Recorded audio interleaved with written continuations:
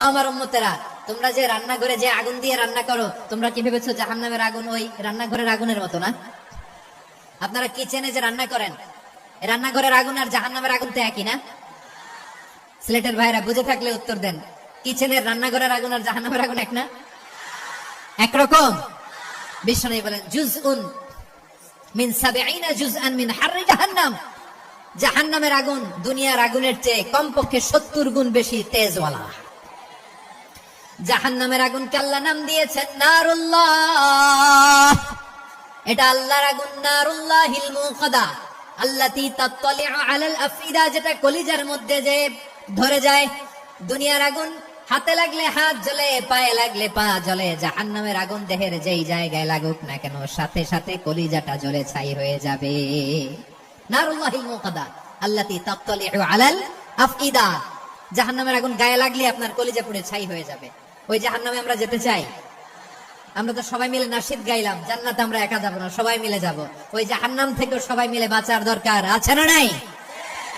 কি ভয়ঙ্কর শাস্তির বর্ণনা যে বিশ্বনবী দিয়েছেন, এত বিস্তর আলোচনার সুযোগ আমার নাই। আমি শুধু সবচেয়ে হালকা পাতলা, দ্য লাইট পানিশমেন্ট, সবচেয়ে হালকা শাস্তি কি হবে এটা বলবো। বিশ্বনবী বলেন ইন্না আহওয়ানা আহলিন নারি আযাবান ইয়াউমাল কিয়ামাতি লারাজুলুন তুদাউ ফি আখমাসি কদামাইহি জামরাতান ইয়াগলি মিনহুমা দিমাগু। জাহান্নামের সবচেয়ে হালকা আযাব কি হবে শুনো। সবচেয়ে ভারী না হালকা? সবাই বলুন, জাহান্নামের সবচেয়ে কঠিন আযাব না হালকা?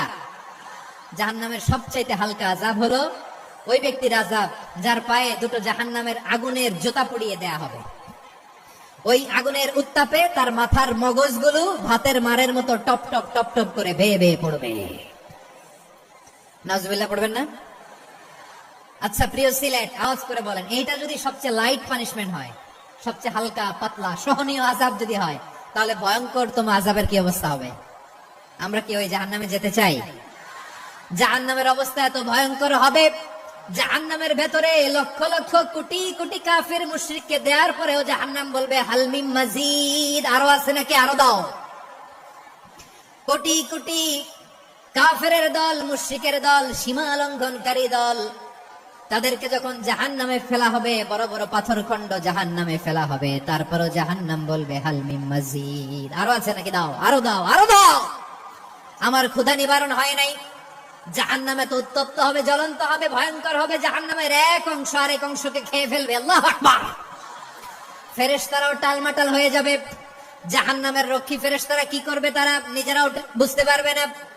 কোটি কোটি মুশরিক কাফেরদেরকে জাহান্নামে নিক্ষেপ করার পরেও জাহান্নাম ঠান্ডা হবে না, শান্ত হবে না, বলবে হাল মিন মাজিদ, আরো আছে নাকি, আরো দাও। তখন আল্লাহ তাআলার কুদরতি পা জাহান্নামের ভেতরে ঢুকিয়ে দিবেন। সুবহানাল্লাহ পড়তে পারলেন না মজা করে? কোনো কিছুতেই যখন জাহান্নামকে শান্ত করা যায় না, আল্লাহ তাআলা তার কুদরতি পা জাহান্নামে ঢুকিয়ে দিবেন। দেওয়ার সাথে সাথে জাহান্নাম থেকে আওয়াজ আসবে কাত কাত বিইজ্জাতিকা ওয়া বিকদরিক, আল্লাহ বিইজ্জাতিকা ওয়া বিকারামিক, আল্লাহ আপনার ইজ্জতের কসম, যথেষ্ট হয়েছে, এনাফ এনাফ, আর লাগবে না। সুবহানাল্লাহ বলেন। ওই ভয়ঙ্কর জাহান্নামে আমরা যেতে চাই কেউ? আমরা সব সময় ওই জাহান্নাম থেকে আল্লাহর কাছে পানাহা চাই। আওয়াজ করে বলেন ঠিক কিনা? বিশ্বনবী সব সময় আল্লাহর কাছে আল্লাহর জান্নাত চাইতেন, আল্লাহর জাহান্নাম থেকে পানাহ চাইতেন। তিনি বলতেন আল্লাহুম্মা ইন্না নাসআলুকাল জান্নাতা ওয়া নাউযু বিকা মিনান নার। আল্লাহ তোমার কাছে জান্নাত চাই, তোমার জাহান্নাম থেকে পানাহ চাই।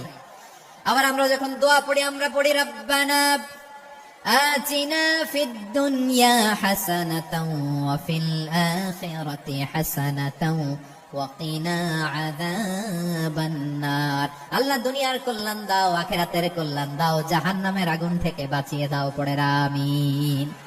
ওয়া কিনা আযাবান নার মানে কি? আল্লাহ তুমি আমাদেরকে বাঁচাও আগুনের শাস্তি থেকে। এটা বিশ্বনবীর সবচেয়ে প্রিয় দোয়া ছিল।